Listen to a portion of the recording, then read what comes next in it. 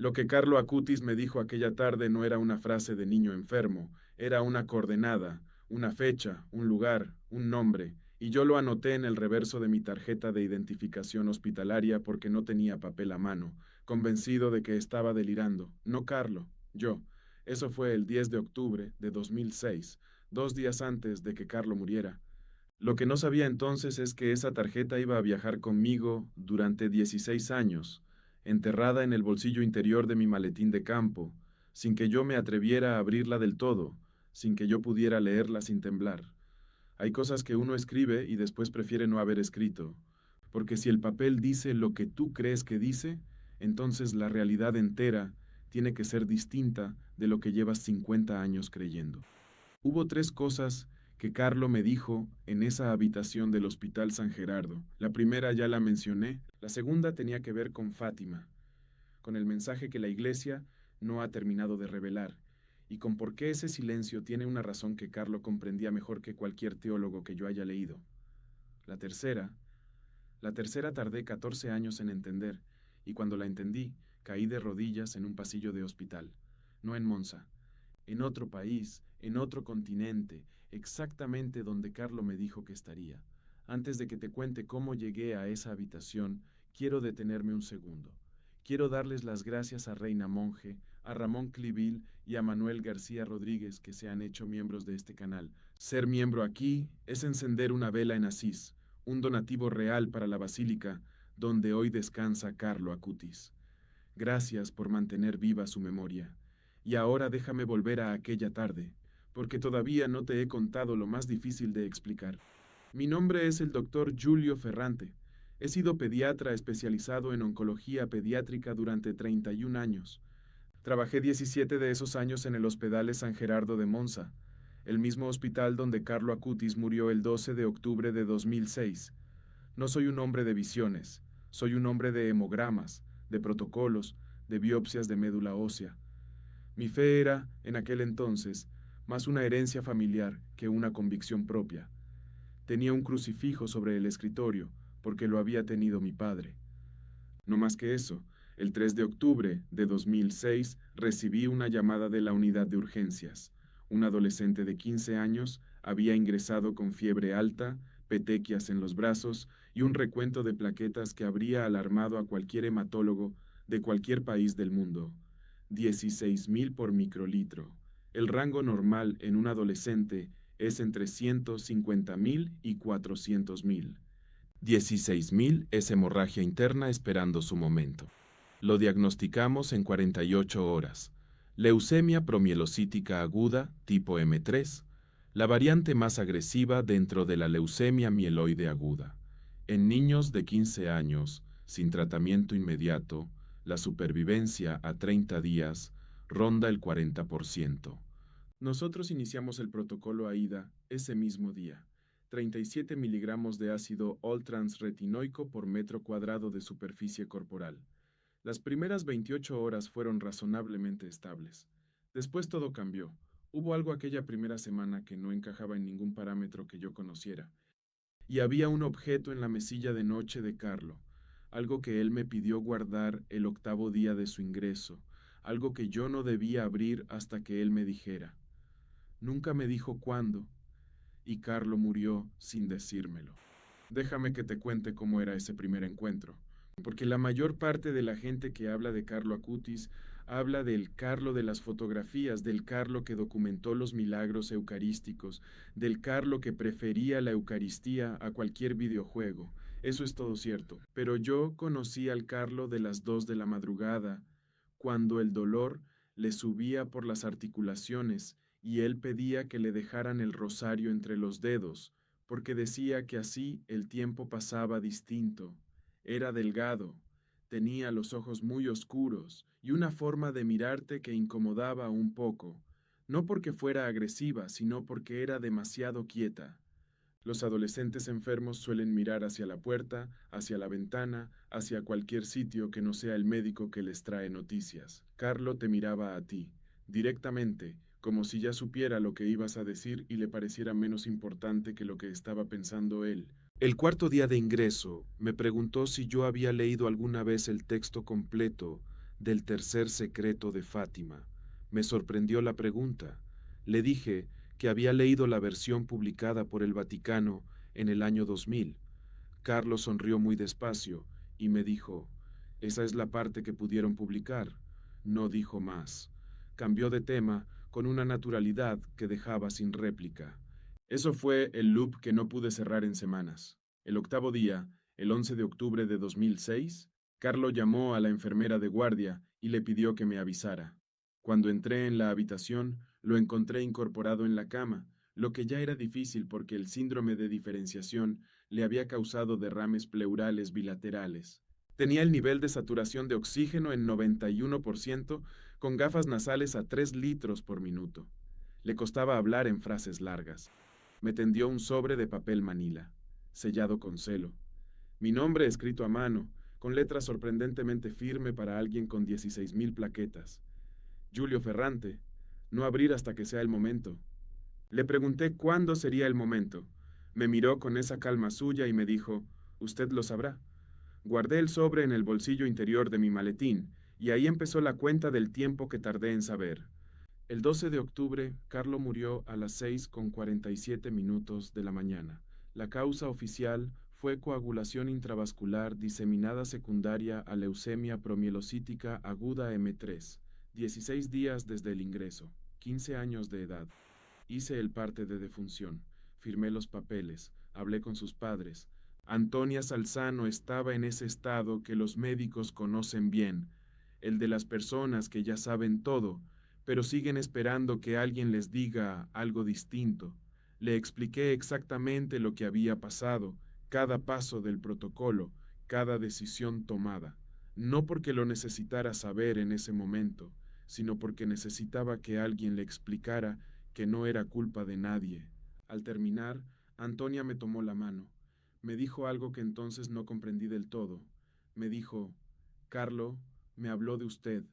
Me dijo que era importante que usted estuviera aquí, doctor Ferrante.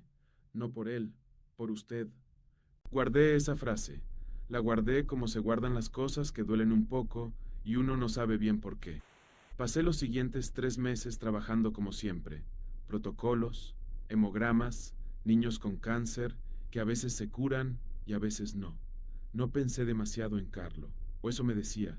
Pero en febrero de 2007, durante una guardia nocturna, abrí mi maletín para buscar un bolígrafo y el sobre apareció bajo mis dedos como si hubiera estado esperando. Lo saqué. Lo sostuve bajo la luz del escritorio. Volví a ver mi nombre escrito por Carlo y lo volví a guardar. No estaba listo. Lo que no sabía entonces es que ese sobre contenía 3 afirmaciones concretas. Una sobre mí, una sobre algo que iba a ocurrir en un lugar específico, y una sobre Fátima que, cuando por fin la leí 16 años después, me hizo llamar al Vaticano con las manos temblando. Déjame que te explique qué pasó durante los días anteriores a la muerte de Carlo, porque hay algo que los medios no contaron y que yo fui uno de los poquísimos testigos. Carlo empeoró de manera abrupta el día 9, el 11 de octubre. Sus niveles de fibrinógeno cayeron a 84 miligramos por decilitro a las 2 de la tarde. El rango mínimo para evitar sangrado espontáneo es 150. Le pusimos plasma fresco congelado. A las 6 de la tarde, el fibrinógeno subió a 111. A las 11 de la noche, había caído otra vez a 78. A las 12:30 de la noche, del 11 al 12 de octubre, lo trasladamos a la UCI. Yo me quedé en el hospital. No era mi guardia oficial, pero me quedé. A las 3 de la mañana, Carlo estaba consciente. Eso también era anómalo. Con esos niveles de coagulación y la medicación que llevaba, la mayoría de los pacientes están sedados o confusos. Carlo estaba lúcido. Hablaba despacio, pero articulaba bien. Fue a las 3:17 cuando me dijo lo de Fátima. Me llamó por mi nombre. Me dijo, «Doctor Ferrante, ¿puede acercarse?» Me acerqué. Me habló durante 4 minutos aproximadamente. No voy a repetir todo ahora, porque el peso de lo que dijo necesita el contexto de lo que pasó después. Pero hay una parte que puedo decirte ya, porque fue la primera de las 3 cosas que se cumplieron. Me dijo que el tercer secreto de Fátima no era una sola visión, era una visión con 3 capas. La primera capa fue la publicada en el año 2000, el obispo vestido de blanco, los mártires, la montaña.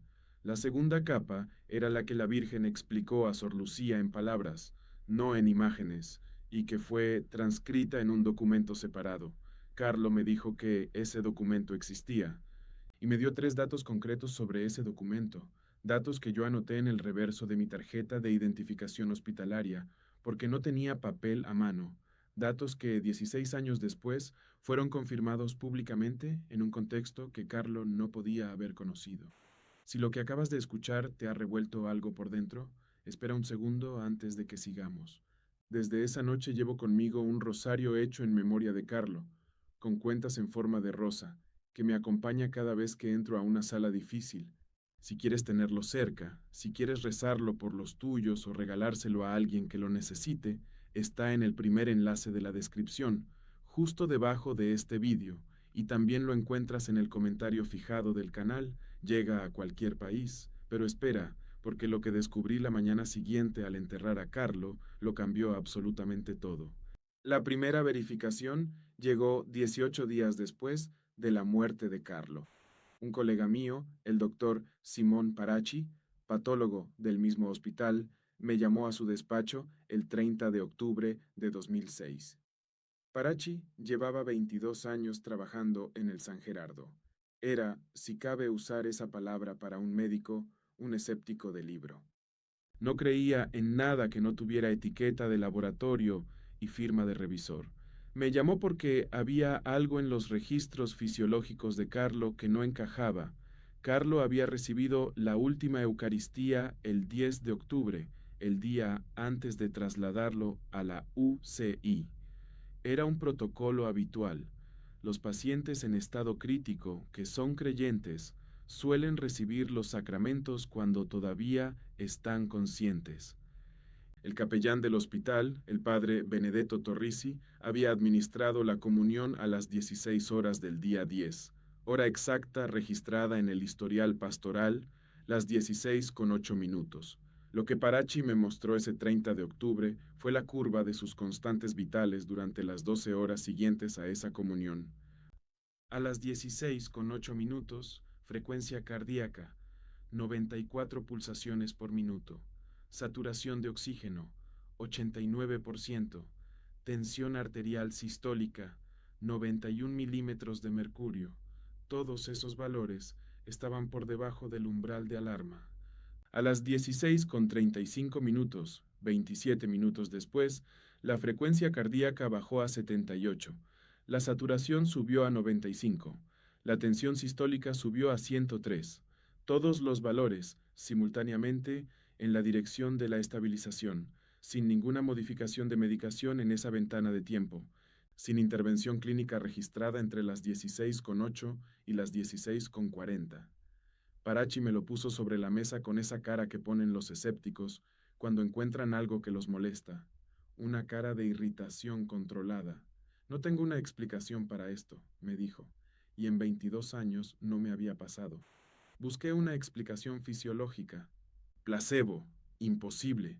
Carlo estaba en estado crítico, y el placebo no modifica la saturación. Variación espontánea, improbable. Los 3 parámetros mejoraron en sincronía. Artefacto de monitorización, lo comprobamos. El equipo registró valores correctos antes y después, sin saltos ni errores de sensor. El problema se volvió mayor cuando revisamos el dato de temperatura. Carlo tenía, a las 15:55, una temperatura de 38,7 grados centígrados. Fiebre, a las 16:45, sin antipiréticos administrados en esa ventana, la temperatura era de 37,1. Un descenso de 1 grado con 6 décimas en 50 minutos, sin causa farmacológica documentada. Cambié el termómetro. Usamos el de respaldo del sensor de monitorización. Mismo resultado, 37,1. Y ahora el problema dejó de ser técnico. Ahora era otra cosa. Parachi y yo revisamos el historial completo de Carlo durante esos 16 días. Buscábamos inconsistencias del equipo, errores de registro, cualquier cosa que explicara los valores del día 10. Lo que encontramos no resolvió el problema, lo multiplicó. El día 6 de ingreso, el 8 de octubre, Carlo había tenido un episodio de taquicardia a las 2:22 de la madrugada, 134 pulsaciones por minuto, duración según el registro, 19 minutos, resolución espontánea a las 2:41, sin medicación de urgencia. Eso en sí no era imposible, pero el registro de saturación, durante esos 19 minutos, mostraba algo que Parachi había marcado con un círculo rojo. La saturación de oxígeno no cayó durante la taquicardia. Se mantuvo en 93, en una taquicardia de esa frecuencia y duración, con derrames pleurales bilaterales previamente documentados, lo esperable era una caída a valores entre 86 y 88. No ocurrió. 19 minutos de taquicardia a 134 latidos por minuto con saturación estable en 93, con derrames pleurales. Busqué en la literatura, encontré un estudio del grupo de Rotterdam publicado en el European Respiratory Journal en 2004, con una cohorte de 111 pacientes pediátricos con efusiones pleurales bilaterales y episodios de taquicardia. En el 91% de los casos, la saturación cayó un mínimo de 4 puntos durante la fase aguda. En el 9% restante, la caída fue de 2 a 3 puntos. Ningún caso documentado de mantenimiento de la saturación base durante taquicardia sostenida de esa duración. Ninguno. Parachi lo miró. Yo lo miré. Ninguno de los dos dijo nada durante un momento. Después Parachi dijo: «Oye, Julio, tú atendiste directamente a ese muchacho. ¿Hay algo que no esté en el historial?». Y fue entonces cuando le conté lo del sobre. Le conté que Carlo me había dado un sobre sellado el día antes de morir. Le conté que en ese sobre, según Carlo, había cosas escritas que yo todavía no había leído. Y le conté lo que Carlo me había dicho aquella noche a las 3 de la madrugada, justo antes del traslado a la UCEI. Parachi no dijo nada más ese día. Pero al salir de su despacho me giré y vi que estaba escribiendo, con la cabeza baja, escribiendo rápido. Años después supe lo que estaba escribiendo, pero en ese momento solo supe que el problema que había empezado siendo una anomalía fisiológica se había convertido en algo que ninguno de los dos sabía cómo nombrar, y había algo más que yo no le conté a Parachi ese día. Algo que Carlo me había dicho a las 3:17 de la madrugada del 12 de octubre. Algo sobre un hospital en otro continente, algo sobre el año 2022, algo sobre una mujer llamada Valeria. No le conté eso porque en ese momento no tenía forma de explicarlo. Solo tenía una tarjeta de identificación hospitalaria con notas escritas a mano y la certeza de que estaba esperando algo que todavía no podía ver. Hay algo que necesito contarte sobre Carlo y Fátima, porque es la columna vertebral de lo que viene después. Carlo Acutis tenía una obsesión documentada con los milagros eucarísticos. Su madre, Antonia Salzano, habló públicamente de esto múltiples veces. Carlo había registrado y catalogado 133 casos de milagros eucarísticos distribuidos en 80 países, entre los años 700 y el año 2006. Diseñó la exposición fotográfica que sigue recorriendo el mundo. Todo eso es conocido. Lo que es menos conocido es que Carlo también documentó apariciones marianas con una metodología similar. No todas, sino las que él llamaba las 3 con coordenadas verificables. Y Fátima era la primera de esa lista. Antonia Salzano me contó esto en una conversación que tuve con ella en Asís en octubre de 2008, 2 años después de la muerte de Carlo.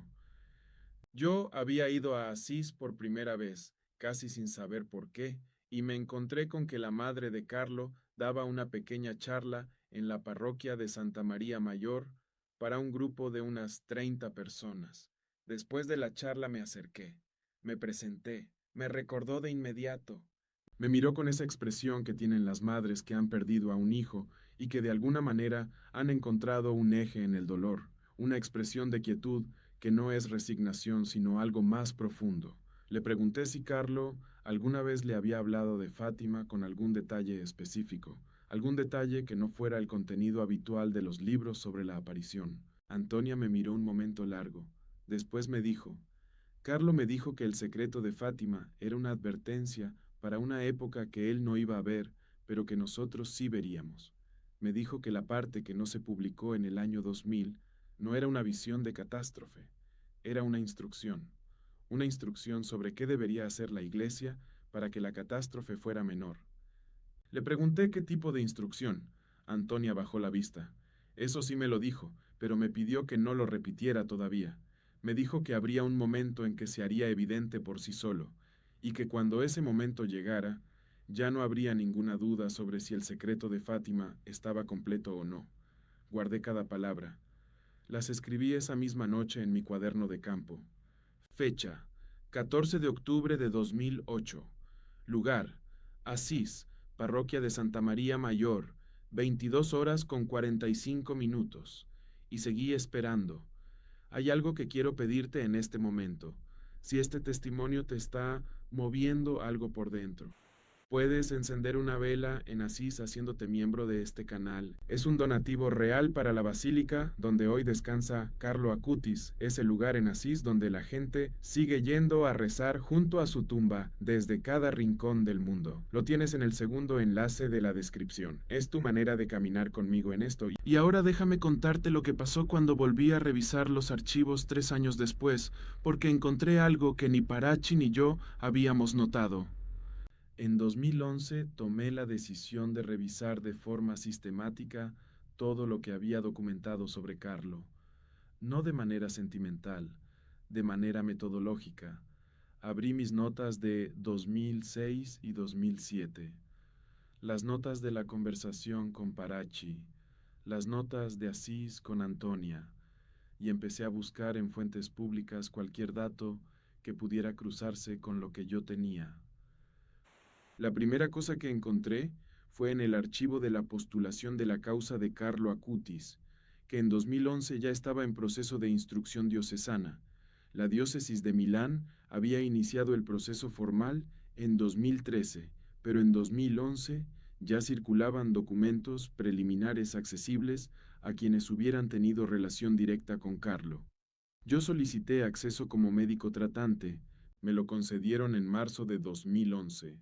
Entre los documentos había un testimonio de un jesuita, el padre Giampaolo Brena, que había conocido a Carlo en 2005 durante unos ejercicios espirituales en Varese.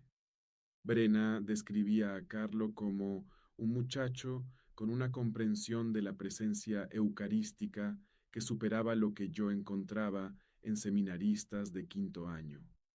Eso era notable, pero no era lo que me detuvo. Lo que me detuvo fue una línea del testimonio de Brena que decía lo siguiente. Carlo me habló en 2 ocasiones de una segunda parte del mensaje de Fátima que, según él, aún esperaba su momento de publicación. La primera vez lo atribuí a una lectura juvenil mal interpretada. La segunda vez, Carlo me citó 3 datos concretos sobre ese supuesto documento que yo no había encontrado en ninguna fuente pública y que me resultaron imposibles de verificar por mi cuenta. 3 datos concretos, los mismos 3 datos que yo había anotado en mi tarjeta de identificación hospitalaria el 12 de octubre de 2006 a las 3 de la madrugada.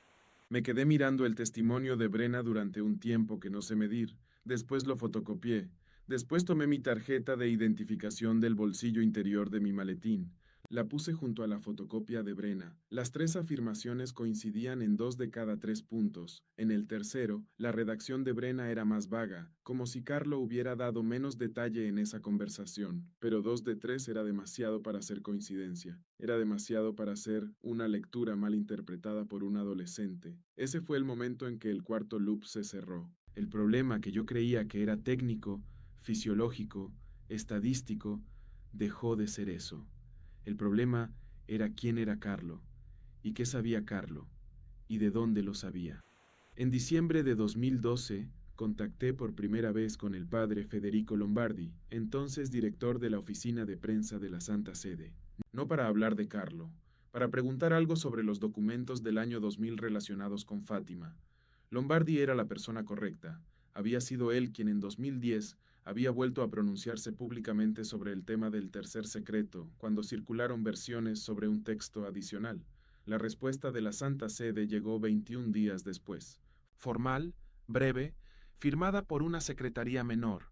Decía, en síntesis, que todos los documentos relacionados con el tercer secreto de Fátima habían sido publicados íntegramente en el año 2000 bajo el mandato del cardenal Ratzinger, que no existía ningún documento adicional, que cualquier afirmación contraria era rumor sin fundamento.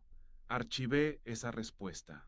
Pero en el otoño de 2013 ocurrió algo que la Santa Sede no podía haber anticipado, porque en septiembre de 2013, una investigadora portuguesa llamada Ana Cristina Rodríguez, de la Universidad de Coimbra, publicó en la revista de Estudios Históricos Eclesiásticos un artículo sobre la correspondencia entre Sor Lucía de Jesús y el cardenal Ottaviani entre 1955 y 1957.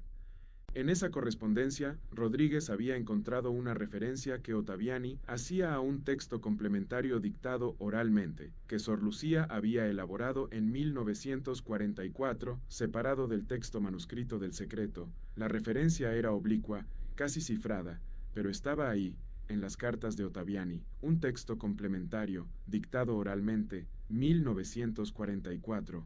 Uno de los 3 datos que Carlo me había dado a las 3 de la madrugada del 12 de octubre de 2006.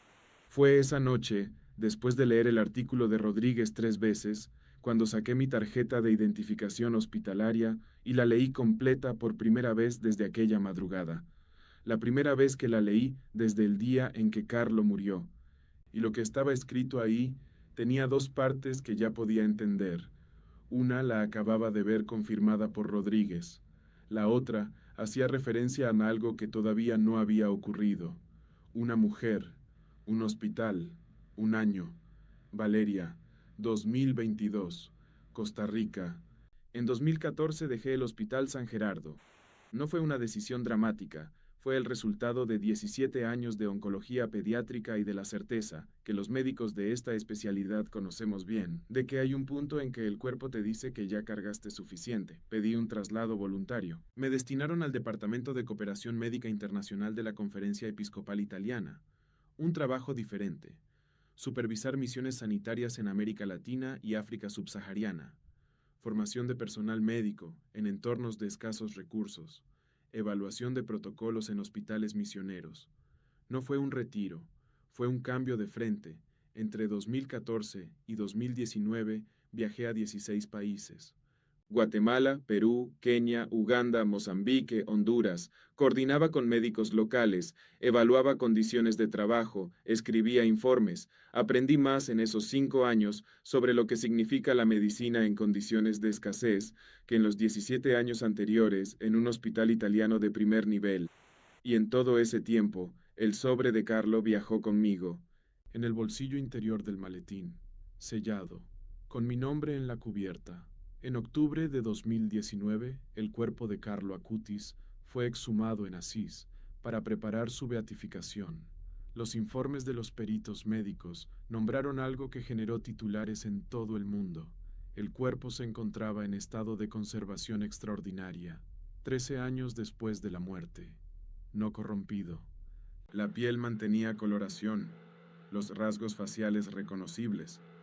Yo leí esos informes en un hotel de Nairobi a las 11 de la noche, en mi habitación de 4 metros cuadrados con el ventilador de techo girando sin parar. Saqué el sobre. Lo tuve en la mano durante 20 minutos. Lo volví a guardar. No todavía. La beatificación de Carlo Acutis tuvo lugar el 10 de octubre de 2020 en Asís. El Papa Francisco presidió la ceremonia, exactamente 14 años, al día, después de la fecha en que Carlo me había entregado ese sobre, exactamente 14 años después de que yo escribiera esas notas en mi tarjeta de identificación hospitalaria. Yo estaba en Asís ese día, no como médico, no como funcionario de la conferencia episcopal, estaba como testigo, como el médico que estuvo presente en los últimos días de Carlo y que había guardado su sobre durante 14 años. La ceremonia fue a las 10 de la mañana. Las plazas de Asís estaban llenas a pesar de las restricciones de la pandemia. La gente lloraba. Yo no lloré. Me quedé parado a unos 20 metros del escenario principal, con las manos en los bolsillos y una sensación muy concreta de que algo estaba a punto de completarse. Después de la misa, fui a la Basílica de Santa María de los Ángeles, donde Carlo descansa. Me puse en la fila. Tardé 40 minutos en llegar a su tumba. Cuando llegué me arrodillé, puse la mano sobre el cristal y le dije en voz muy baja: ya sé por qué me diste ese sobre, pero todavía no sé cuándo es el momento. Y en ese silencio, tan claro como si alguien me lo dijera al oído, supe que el momento era en 2022, en Costa Rica, en un hospital del que no sabía el nombre, con una mujer llamada Valeria. No fue una visión, no fue una voz, fue una certeza, del tipo que los médicos no tenemos léxico para describir. En enero de 2021 recibí una solicitud formal de la Conferencia Episcopal Costarricense para participar en la evaluación médica de un caso que estaba siendo presentado ante la Santa Sede como posible milagro para la canonización de Carlo Acutis. El caso era el de Valeria Valverde. Valeria era una joven costarricense que en agosto de 2022 había sufrido un traumatismo cráneoencefálico severo en un accidente de tráfico en las afueras de San José. El diagnóstico inicial fue hematoma subdural bilateral con herniación cerebral inminente. La presión intracraneal, medida a su ingreso en el Hospital México de San José, fue de 42 milímetros de mercurio. El rango de alarma comienza en 20. Los neurocirujanos habían decidido operar de emergencia. Antes de la cirugía, los padres de Valeria y los miembros de su comunidad parroquial iniciaron una novena a Carlo Acutis. Durante la preparación quirúrgica, 22 minutos después del ingreso, se realizó una nueva medición de presión intracraneal como protocolo preoperatorio. El valor era de 16 milímetros de mercurio. Había bajado de 42 a 16 en 22 minutos, sin ninguna intervención neuroquirúrgica realizada, sin diurético osmótico administrado en ese intervalo, sin posición de Trendelenburg invertida, porque la paciente había llegado en posición supina y no había sido movida. La cirugía se realizó. Al abrir, el hematoma que el TAC había mostrado extenso y bilateral era mínimamente menor de lo esperado. Valeria salió de quirófano en estado estable. A los 4 días estaba extubada. A los 12 días fue trasladada a planta. A los 31 días fue dada de alta sin secuelas neurológicas documentadas. El Hospital México de San José, Costa Rica, 2022. 3 datos. Fecha, 2022. Lugar, San José, Costa Rica. Nombre, Valeria. Los mismos 3 datos que Carlo Acutis me había dado a las 3:17 de la madrugada del 12 de octubre de 2006. Llegué a San José el 17 de febrero de 2022. Fui directamente al Hospital México. Subí a la planta de neurología. Entré en la sala de reuniones del equipo médico. Me senté, abrí mi maletín, saqué el sobre de Carlo y lo abrí. Tenía 3 páginas escritas a mano con la letra firme de un adolescente de 15 años. En la primera página estaba mi nombre. Debajo, una frase que decía: para cuando sea el momento, doctor Ferrante, usted lo sabrá porque habrá llegado donde yo le dije. En la segunda página estaban las 3 afirmaciones sobre Fátima. La primera: el texto complementario existe. Fue dictado en 1944, no escrito. Se conserva en un archivo distinto al del manuscrito. La segunda: su contenido no es una profecía de catástrofe, sino una instrucción sobre 3 acciones concretas que la Iglesia debe realizar en tiempos de crisis. La primera de esas acciones es la Eucaristía frecuente como respuesta colectiva, no individual. La tercera: habrá un momento en que esto sea necesario entender, no para antes. Para ese momento ya habrá confirmaciones externas. En la tercera página estaban 3 líneas. Valeria, San José, Costa Rica. Dios sabrá qué año. Y debajo, en letra más pequeña: usted estará ahí, no por ella, por usted, para que pueda contarlo. Caí de rodillas en esa sala de reuniones del Hospital México de San José, solo, con 16 años de ese sobre entre las manos. con la voz de Carlo a las 3 de la madrugada del 12 de octubre de 2006. Con la cara de Antonia Salzano diciéndome que Carlo había dicho que yo era importante que estuviera ahí, no por Carlo, por mí. El suelo de esa sala era de baldosa gris. Lo recuerdo porque lo tuve muy cerca durante varios minutos. Lloré. Sí, lloré. Y no tengo ninguna formación para describir lo que sentí en ese suelo. Tengo 58 años, 31 de medicina, más de 4.000 pacientes, y no tengo palabras para eso. Solo tengo la certeza de que Carlo Acutis, muerto a los 15 años en Monza, sabía exactamente a dónde iba, y que antes de irse tuvo la bondad de dejarme una nota. Sé exactamente lo que estás sintiendo ahora mismo, porque yo lo sentí en ese suelo de baldosa gris en San José. Si quieres tener a Carlos cerca cada día, sostener algo entre las manos cuando reces por los tuyos o por alguien que está atravesando algo oscuro, ese rosario inspirado en su devoción está en el primer enlace de la descripción, justo debajo del vídeo, y lo encuentras también en el enlace de la biografía del canal. Cuentas en forma de rosa para rezar despacio, para regalárselo a una madre, a una hija o para guardarlo tú. Llega a cualquier parte del mundo. Y antes de terminar quiero contarte dónde estoy hoy, porque lo que Carlo me dejó no terminó en ese suelo, todavía continúa. Volví a Italia en marzo de 2022. Presenté un informe médico detallado al equipo médico de la postulación de la causa de Carlo Acutis. El informe tenía 63 páginas. Incluía el historial de mis propias observaciones del caso entre 2006 y 2006, las anomalías documentadas con Paracci, la correspondencia con la Santa Sede, el artículo de Rodríguez de 2013 y el contenido completo del sobre. El caso de Valeria Valverde fue aceptado como segundo milagro para la canonización en 2023. El 7 de septiembre de 2025, en Roma, el Papa León XIV canonizó a Carlo Acutis en el marco del jubileo, primer millennial, canonizado en la historia de la Iglesia Católica. 14 años después de su muerte, 13 años después de su beatificación, yo estuve presente en la canonización, en la Plaza de San Pedro, bajo un sol de septiembre que calentaba diferente al sol de Monza, al sol de Asís, al sol de San José, pero era el mismo Carlo. El primer milagro atribuido a Carlo había sido anterior.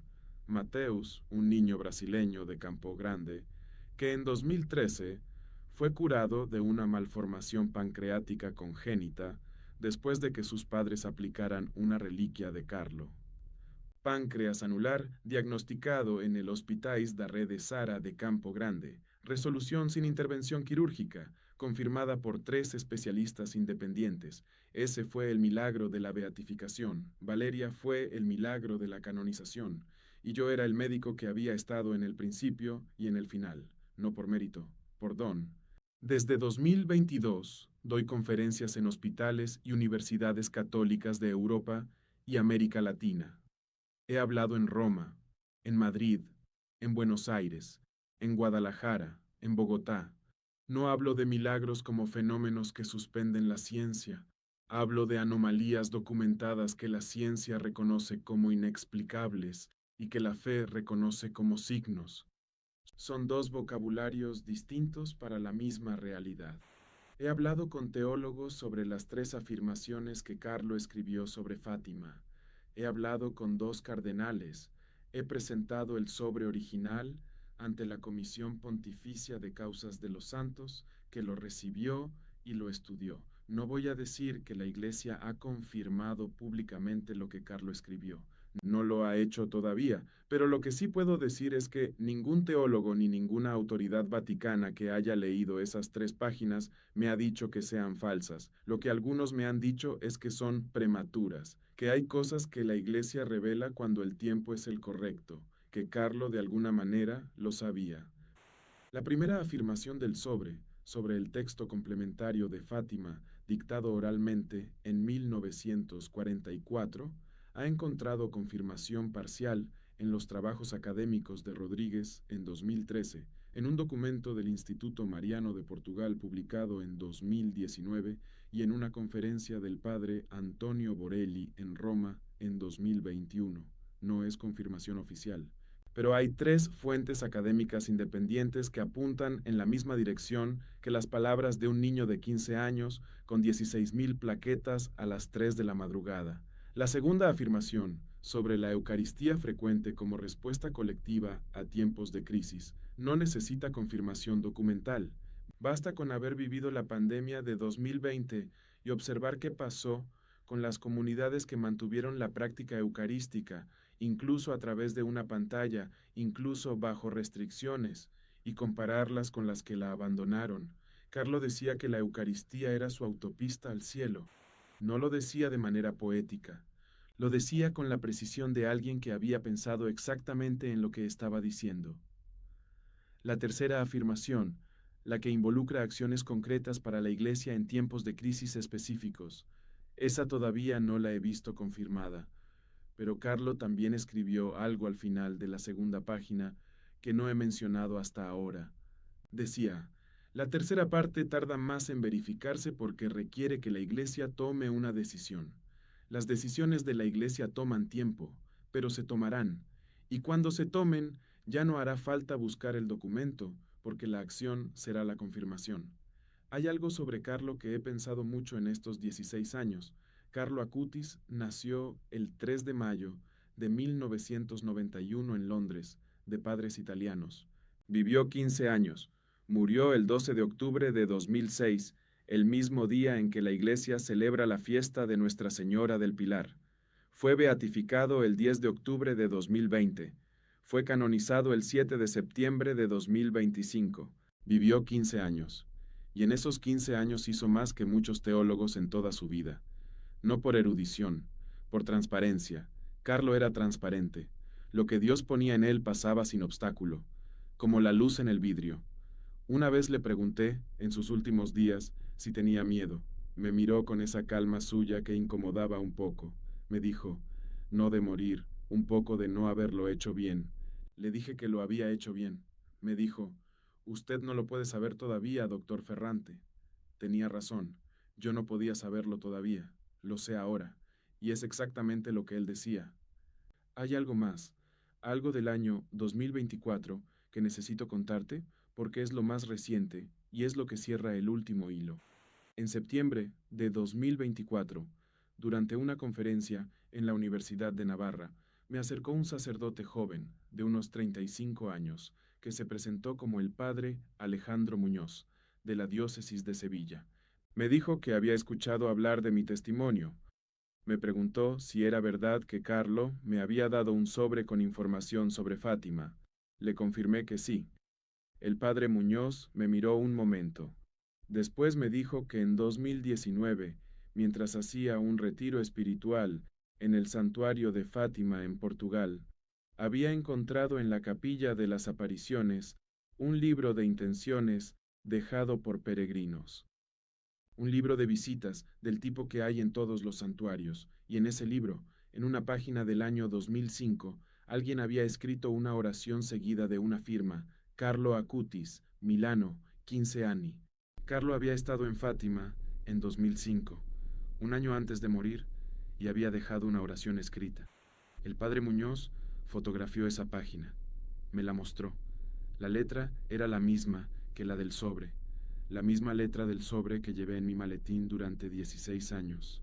La oración decía, Señora, que lo que has pedido llegue cuando deba llegar, que los que tengan que entenderlo, lo entiendan, y que mientras tanto, los que puedan hacer algo, lo hagan.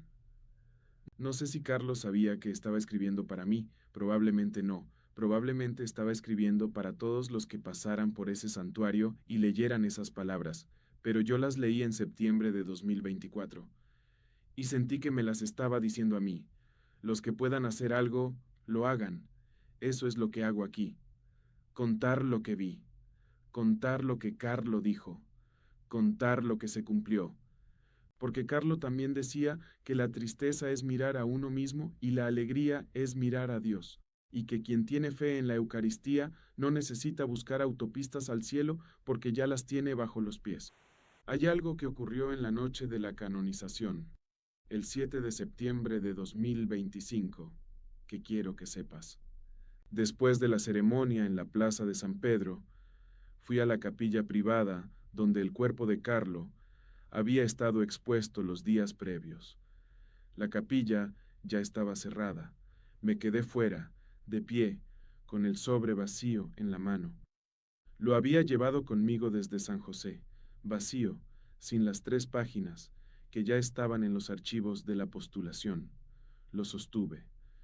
Pensé en Carlo a las 3 de la madrugada del 12 de octubre de 2006, con el fibrinógeno a 78, con la saturación a 91, con esa claridad que no debería haber sido posible.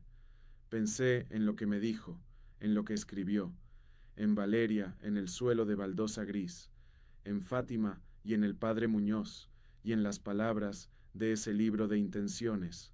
Doblé el sobre, lo metí en el bolsillo, y caminé hacia la plaza. Las luces de Roma estaban encendidas.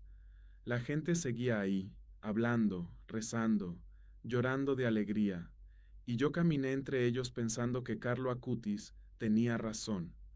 Las huellas del cielo están en todas partes. Solo hay que saber mirar.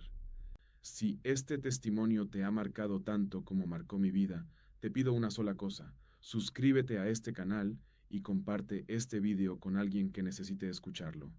En este canal seguimos recogiendo las huellas que Carlo dejó por el mundo, uno a uno, testimonio a testimonio. Si quieres llevarte algo de esta historia, el rosario inspirado en la devoción de Carlo está en el primer enlace de la descripción justo debajo de este video, y también lo verás en el banner del canal. Cuentas en forma de rosa, para rezar por los tuyos, para regalarlo, para sostenerlo cuando el camino pesa. Llega a cualquier país del mundo. Y si quieres encender una vela en Asís, si quieres sostener la basílica donde Carlo descansa y donde cada día llega gente de todos los continentes a rezar junto a su tumba, hazte miembro de este canal en el segundo enlace de la descripción. Es un donativo real para ese lugar. Es tu manera de mantener viva su memoria. Reza, comparte, mantén viva su memoria. Carlo decía que la Eucaristía era su autopista al cielo. Las huellas del cielo están en todas partes. Solo hay que saber mirar.